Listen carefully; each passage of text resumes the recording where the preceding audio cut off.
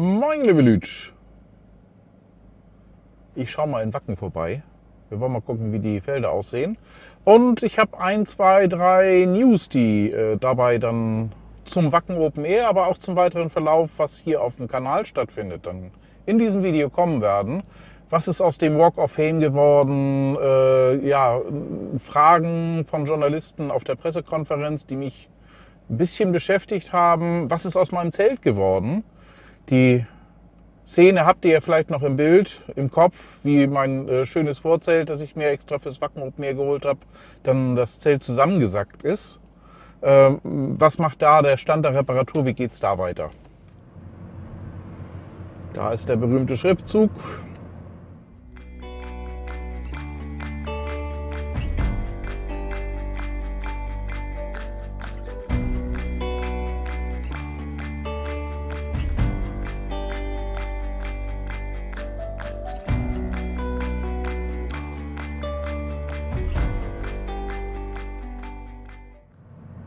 Und das Banner Welcome Metalheads ist bereits wieder abgehängt. Der Bulle ist nicht mehr auf der Verkehrsinsel.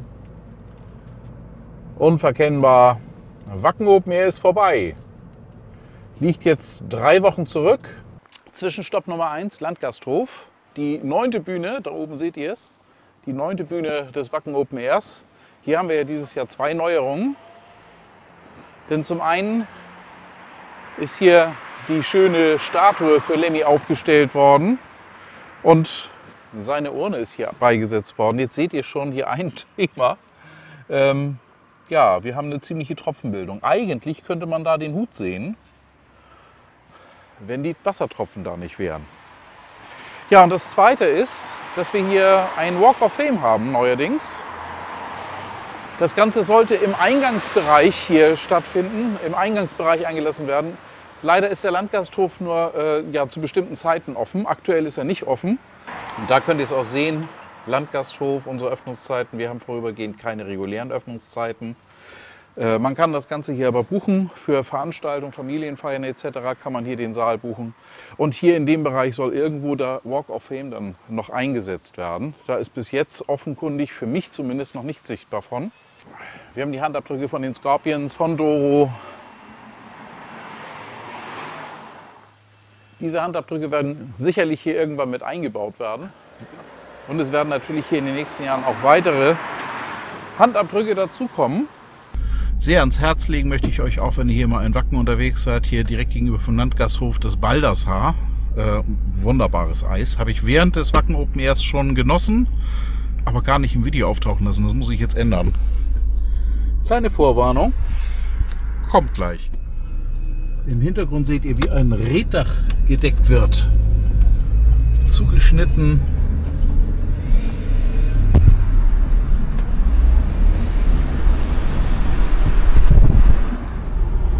Erstes Ziel ist Infield. Ich will jetzt mal sehen, wie die Böden sich erholt haben. Schlammschlacht war es ja dieses Jahr nicht, eher sehr trocken. Aber die große Staubbildung blieb aus und wir haben ja nachher zum Schluss dann nochmal so einen ordentlichen Regenschauer abbekommen. Ein paar Stromverteilerkästen stehen noch für den zusätzlichen Strombedarf. Der Wacken Store ist auf. Wir sind jetzt hier. Eine kleine Vorab-Info für euch. Es wird bei mir demnächst Mitgliedschaften auf dem Kanal geben. Ich habe mich da lange schwer mitgetan, weil ich auch so richtig keine Gegenleistung so großartig gesehen habe, die ich euch dafür geben kann. Was YouTube da vorsieht, so Sticker während des Chats und so weiter, das kann ich natürlich machen und werde ich auch machen. Da wird es wahrscheinlich dann kleine bunte Schafe geben, für die sich dann als Mitglied dann eintragen. Aber YouTube hat mir eine kleine zusätzliche Belohnung ausgelobt, wenn ich das jetzt aktiviere. Das heißt, ich kann das Geld wirklich gut gebrauchen, um wieder in mein Equipment zu investieren. Selbst wenn ihr also gar nicht Mitglied werdet, ist mir da trotzdem schon geholfen, alleine nur, dass ich das aktiviere. Ich freue mich natürlich über jeden von euch, der Mitglied wird, aber ich werde keine Inhalte hinter einer Bezahlschranke für euch verschwinden lassen. Auf gar keinen Fall. Vielleicht kann es mal sein, wenn es passend ist und sich auch irgendwo logisch ergibt, dass dann Mitglieder vielleicht mal einen exklusiven Preview haben, dass sie ein bisschen früher das Video sich schon angucken können.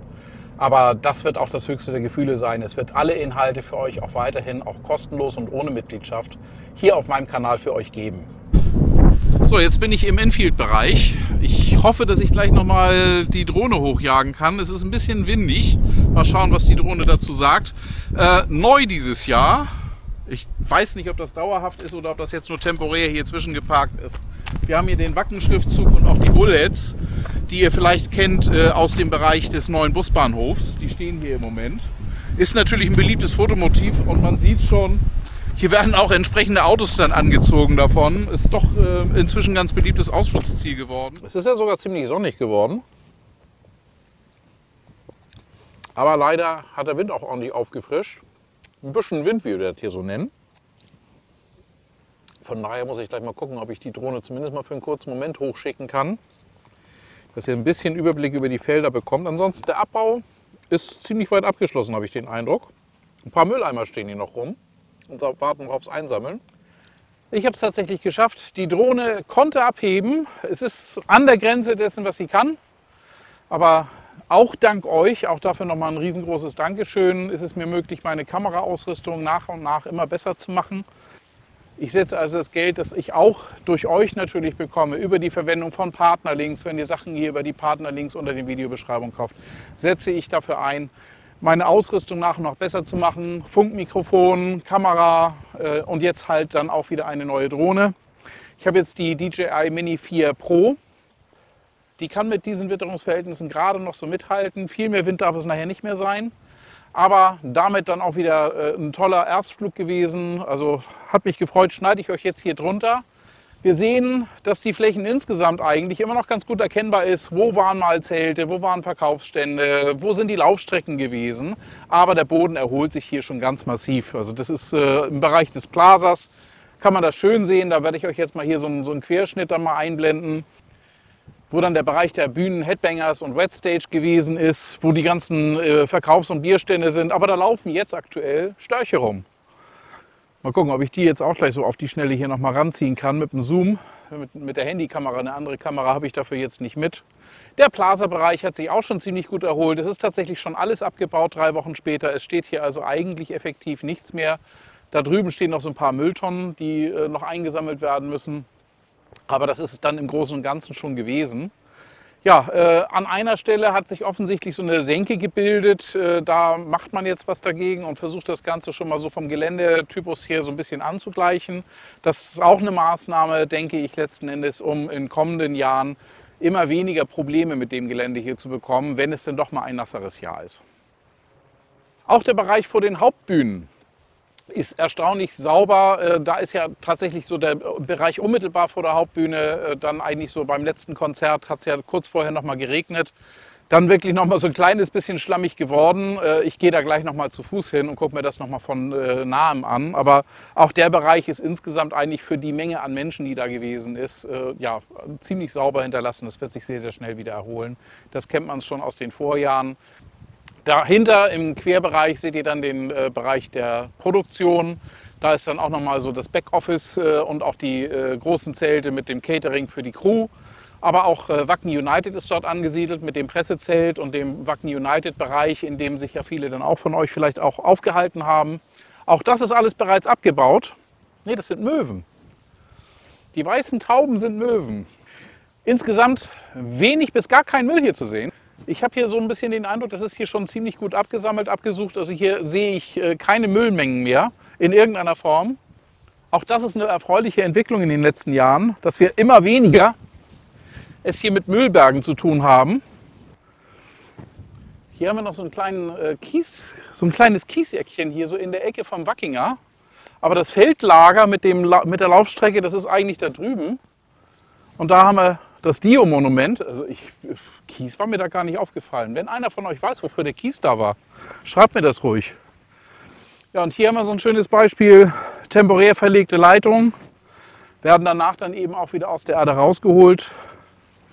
Es gibt auch fest installierte, die dann jedes Jahr wieder neu genutzt werden können. Die werden durchgespült und dann wird eine neue Leitung in das Leerrohr eingezogen. 5, 6, 7, 8, 9, 10, 11, 12, 13, 14, 15, 16, 17, 18, 19, 20, 21, 22 und einer ist in Luft. 23 Störche sind da gerade im Gang. So, Erdbewegung ist natürlich für die dann ein gedeckter Tisch, ne? Hier haben wir den Plaserbereich. Eigentlich ja, wenig Flurschaden in dem Sinne. Die Laufstrecken, die sind jetzt natürlich erstmal braun, aber auch das wird sich schnell wieder erholen, weil der eigentliche Wurzelstamm ist immer noch drin. Da hinten in dem Bereich ungefähr war mein Campground. Ich bin dieses Jahr bei Bauer Uwes Garten gewesen. Die eine graue Straße, die sich da hinten zu diesem kleinen Wäldchen, zu diesem kleinen Knick dahin bewegt, das ist mein täglicher Weg zum Duschzelt gewesen. Ich habe noch nichts gehört von der Metallsuchaktion. Es soll ja hier mit einem großen Metalldetektor die ganzen Flächen mal abgegangen werden, um zu sehen, was denn so 33 Jahre Wacken Open Air insgesamt so an Metall in den Boden hinterlassen haben. Wenn ich da in der Lokalpresse hier irgendwas mitbekomme, dann werdet ihr natürlich ein Update hier auf meinem Kanal dazu bekommen. Ich werde ohnehin, was Wacken Open Air angeht, ich schätze mal so um die Weihnachtszeit herum im Dezember, da war es zumindest letztes Jahr so, dass die Sonderparzellen dann irgendwann zum Buchen geöffnet worden sind. Wenn das dann soweit ist, dann gibt es bei mir ein Update-Video dazu, dass ihr dann euch auch nochmal bei mir über die Sonderparzellen dann informieren könnt. Und vielleicht habe ich ja bis dahin dann auch schon etwas erfahren über die Metalldetektor-Geschichte. Weitere Updates. Eines meiner Videos vom Wacken Open Air ist tatsächlich demonetarisiert worden. Das erste und einzige Video auf meinem Kanal, das demonetarisiert worden ist. Es war YouTube nicht werbegeeignet genug. Und zwar das Video von Samstag, wo Yves Champagnes Hochzeit bemängelt worden ist. Ich kann euch das Video hier nochmal verlinken. Ich hätte natürlich das Video entschärfen können, indem ich Yves Champagnes Hochzeit da herausgeschnitten hätte. Aber ich fand daran ehrlich gesagt nichts Anstößiges. Sie war komplett im Bodypainting. Zusätzlich hatten wir dann ja auch noch die Punkte, die immer zu Problemen führen, wie Brustwarzen, dann auch abgeklebt. Also in dem Sinne war das für mich überhaupt kein Problem, das zu filmen.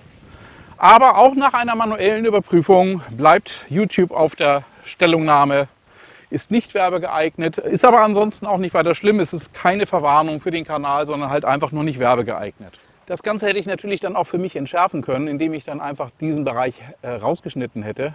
Aber das wollte ich nicht. Ich finde diese Geschichte, anders gleich anders, finde ich eine ganz tolle Aktion. Die Hochzeit von Yves Champagne und auch ihre Worte, das war genau in dem Bereich, der herauszuschneiden gewesen wäre, die sie dann nach der Zeremonie dann an euch gerichtet hat. Das finde ich eigentlich wichtig. Deswegen, wenn ihr euch das nochmal angucken wollt, guckt entsprechend auf den Zeitmarker, das blende ich euch hier drunter ein, nochmal in das Video vom Samstag, dann könnt ihr euch die Stelle mit Yves Champagne dann nochmal angucken. Ich werde da dran nichts schneiden. Dann ist das Video halt demonetarisiert. Also wer da was zu weiß, wofür hier die kleinen Kiesflecken gewesen sind, ich habe da keine Erinnerung daran, wofür das mal gewesen ist.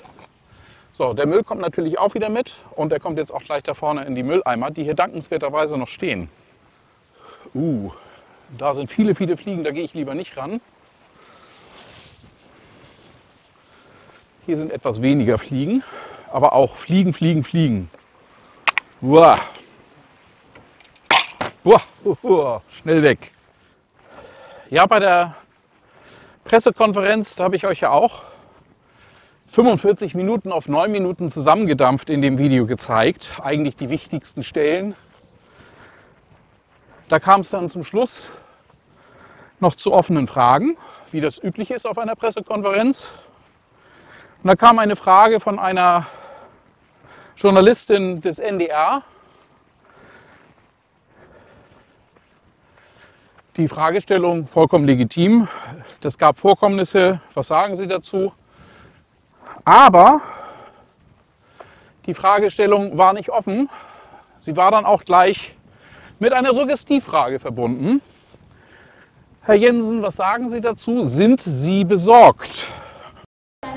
Es gab ja einen Vorfall, wo 2 Männer rechtsradikale Parolen gebrüllt haben. Und mich würde interessieren, macht Ihnen das Sorgen und was machen Sie, um sowas vorzubeugen, wenn es gar nicht erst passiert? Danke.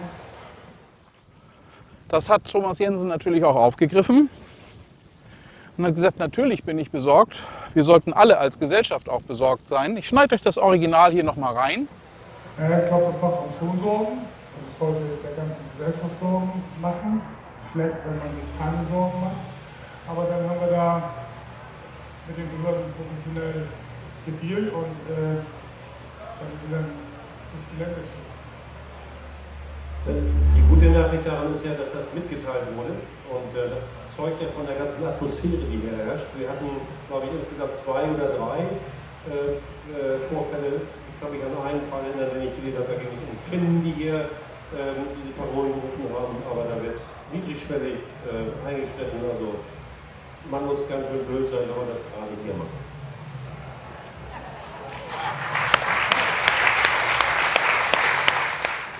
Und im Nachhinein wurden daraus dann ja, Überschriftenzeilen und kurze Texte generiert, die auf dem NDR und auch auf der Tagesschau dann ja, zu lesen waren. Die wirkten für mich so ein wenig sinnverzerrend. Und da muss ich doch sagen, das hat mich irgendwie ein bisschen gestört. Bin ich dazu empfindlich oder ich halte das irgendwie nicht für den allerbesten Journalismusstil, damit Suggestivfragen zu arbeiten, um den Text dann in die Richtung formen zu können, wie man es dann vielleicht als Intention von vornherein schon hatte. Aber vielleicht bin ich da auch zu empfindlich. Schreibt mir da gerne eure Meinung in den Kommentaren dazu. Stahlplatten sind hier wieder zwischengelagert. Haben sich bewährt dieses Jahr, sind also gut zum Einsatz gekommen, aber es gab noch viel, viel mehr Strecke. Wacken Open Air hat deutlich, was Kilometer angeht, die sie mit Platten unterstützen können, zugelegt. Das lässt auch für die Zukunft, auch bei schlechteren Witterungsbedingungen, hoffen. Jetzt in diesem Jahr hat es sich nicht so stark auswirken können, aber insgesamt kann man sagen, das Anreisekonzept war ein Erfolg. Jetzt sagt der eine oder andere von euch, ja, da werden ja auch wieder Gebühren geschnitten. Ich bin da auch so ein bisschen zwiegespalten. Auf der einen Seite haben wir unveränderte Ticketpreise. Es kostet 2025 genauso wie 2024 333 €. Teurer wird es in 2025 für diejenigen von euch, die mit einem Fahrzeug anreisen. Und zwar pro Fahrzeug 33 €, egal an welchem Tag ihr anreist. Jetzt habe ich aber dieses Jahr mir 3 Festivals insgesamt angeguckt. Full Force, Rockharz, Wacken Open Air. Nächstes Jahr kommt vielleicht auch noch mal das Reload mit dazu. Muss ich gucken, dass ich das zeitlich unterkriege. Ich muss ja mit meinen Urlaubstagen irgendwie dabei klarkommen.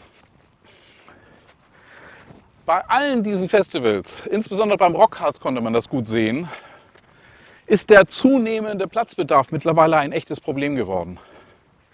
Wo früher eine Großzahl an Leuten mit einem PKW mit 3, 4 Leuten zusammengekommen sind, Zelte aufgestellt haben und wenig Platzbedarf hatten für diese 3 Leute, ein PKW, 2 Zelte, 3 Zelte, kommen die Leute heute oftmals mit dem Wohnmobil, mit größeren Fahrzeugen, mit einem großen Anhänger dran, mit Equipment.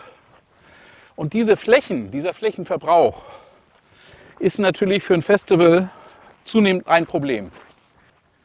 Ich habe aus den Videos von Harry Metal entnehmen können, letztes Jahr haben wir so von ungefähr 240, 260 Hektar gesprochen, die als Fläche hier fürs Wacken Open Air genutzt worden sind. Es soll dieses Jahr über 400 Hektar gewesen sein.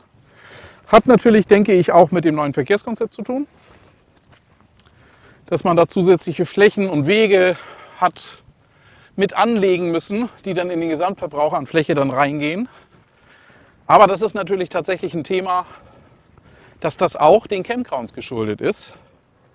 Hier sind wir im Bereich der Hauptbühnen. Kann man schön erkennen. Da vorne der gelbe Streifen, das ist der Kies, mit dem der letzte Wellenbrecher vor der Bühne dann vom Niveau hier angeglichen worden ist. Der Bereich davor ist auch genauso, wie ich es jetzt in Erinnerung habe. Ich schneide das hier mal drunter, wie es nach dem letzten Konzert aussah beim Weggehen. Da war es dann doch durch den einen Regenguss und die vielen Leute, die hier rübergegangen sind, hier vorne, aber nur in dem vorderen Bereich. Dann so ein bisschen durchgeweicht, durchgematscht. Aber selbst da kommt schon wieder Grün durch. Ich werde die Flächen jetzt ganz bewusst nicht betreten, dass ich jetzt nicht den sich gerade erholenden Grassoden da jetzt noch wieder zusätzlich belaste. Und wenn ihr das anguckt, das ist eigentlich ein kurzes Stück hier. Die Hauptfläche hier hinten ist jetzt ja schon wieder ziemlich grün. Da hinten seht ihr den Wacken-Schriftzug. Und hier hätte ich auch tatsächlich noch mal ein bisschen Metall gefunden gehabt. Oh, ich wollte gerade sagen, der funktioniert noch. Ja, wenn ich ihn sauber mache vielleicht. Nehmen wir mit. Wenn wir schon Müll finden, dann nehmen wir das auch mit. So gesehen bin ich eigentlich sogar ein bisschen versöhnt damit, dass jetzt der Access Pass nächstes Jahr Geld kosten soll. Er macht Sinn, weil das hat die Anreise dieses Jahr gezeigt. Man hat eine planbare Menge an Fahrzeugen, die pro Tag aufs Gelände geführt werden müssen. Man kann sicherlich da noch ein bisschen feinjustieren. Das habe ich auch bei anderen Festivals gesehen in der Nachbetrachtung, dass sie gesagt haben, ach, an dem Tag hätten wir noch mehr Leute einen Access Pass anbieten können, wenn die gewollt hätten. Das hätten die Straßen und die Wegungen aufgenommen. Vielleicht auch dadurch bedingt haben wir dieses Jahr eine neue Situation. Der Vorverkauf ist wohl gut gestartet. Wie immer erwartungsgemäß waren die Faster-Tickets, die 10.000, innerhalb kürzester Zeit weg. Und auch wie immer, die Server haben da dann wirklich unter der Last zu ächzen. Und so manch einer wird sich geärgert haben, dass er vielleicht kurze Zeit ein Faster-Ticket im Warenkorb gehabt hat, das aber nicht hat abschließen können. Das ist halt in solchen Momenten, wenn alle gleichzeitig auf die Server zugreifen, leider manchmal der Fall. Es lässt sich, denke ich, auch technisch nicht wirklich zu 100% vermeiden. Die Server sind ja inzwischen schon gut aufgestellt. Aber Novum, Wacken Open Air ist immer noch nicht ausverkauft. Wenn ihr also noch ein Ticket haben wollt, über Metal-Tix könnt ihr noch ganz regulär Tickets erwerben. Wie lange das vorhält, weiß keiner. Irgendwann wird dann plötzlich Ausverkauf verkündet werden, wenn es denn soweit ist. Ja, und bei den ganzen News gibt es jetzt natürlich noch eine Frage, die vielleicht der ein oder andere von euch noch hat. Was ist aus meinem Zelt geworden? Ich habe ja mein Zelt, auch am Anfang des Videos schon erwähnt, hier mit aufgestellt gehabt im Bauer-Uwes Garten, und es hatte leider dann ja doch Luftverlust. Es ist ein Luftsäulenzelt gewesen.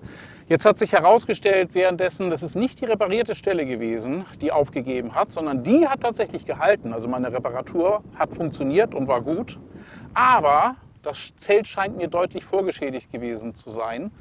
Da, wo die eine Säule halt als erstes aufgegeben hat, da hatten die anderen Säulen auch schon ihren Vorschaden. Jetzt habe ich eigentlich drauf gedibbert, dass ich jetzt in den letzten 2 Wochen irgendwo mal ein Wetterfenster habe, wo dann 3-4 Tage stabil das trocken ist, ich das Zelt aufbauen kann und dann ja auch die anderen Säulen reparieren. Das Glück habe ich nicht gehabt. Jetzt steht aber erstmal der Caravansalon an in Düsseldorf. Das wird also auch das nächste sein, was hier auf dem Kanal passiert. Die Reparatur des Zeltes wird also erst nach dem Caravansalon dann hier auf meinem Kanal kommen, weil vorher schaffe ich das effektiv nicht mehr. Das Wetter ist auch nicht wirklich stabil vorhergesagt. Drückt mir die Daumen, dass es dann nach dem Caravansalon dann stabil wird und ich dann euch die Reparatur zeigen kann. Denn das ist garantiert für viele von euch interessant, die auch irgendwo ein Zelt mit Luftsäulen hat. Was kann man machen und wie kann man die selber reparieren? Diese Airtubes, wenn man eben keine Ersatzteile dafür kriegt. Oder auch alleine, um Geld zu sparen, weil die Airtubes-Ersatzteile kosten auch Geld und sind teuer. Und damit sind wir jetzt dann auch beim Thema, wie geht es hier auf dem Kanal weiter. Es kommt jetzt der Caravansalon. Da werde ich einige Videos machen. Es wird wahrscheinlich erstmal ein zweiteiliger Messerundgang sein. Dann zeige ich euch eigentlich ganz gerne die Halle 3, Zubehör und alles ein bisschen detaillierter, weil da verstecken sich oftmals in den kleinen Ständen auch wirklich Schätze.